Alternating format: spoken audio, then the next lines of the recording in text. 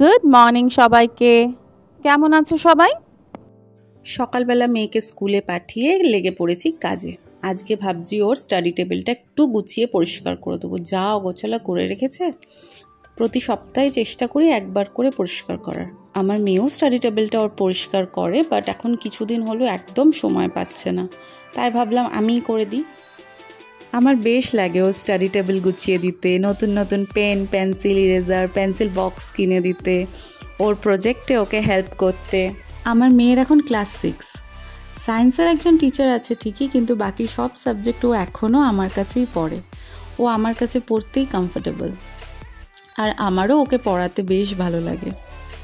আসলে আমাদের সবার ক্ষেত্রেই কিন্তু মা আমাদের জীবনের প্রথম টিচার, তাই না?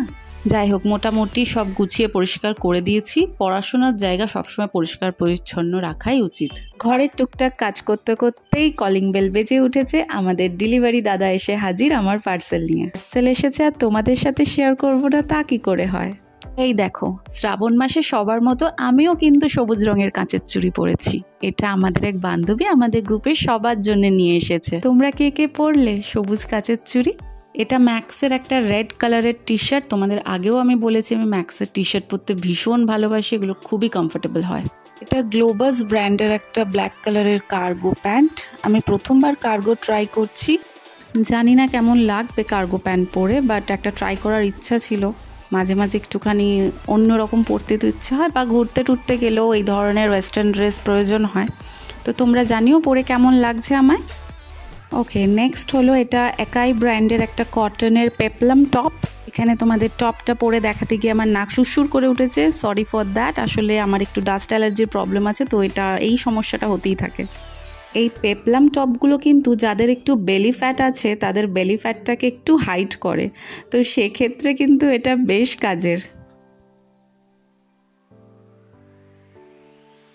নেক্সট হলো ডিএনএমএক্স ব্র্যান্ডের একটা সোয়েট শার্ট। এটা হুডেড, ফুল স্লিভ, আর সামনে একটা সিকোয়েন্স দিয়ে লেখা আছে।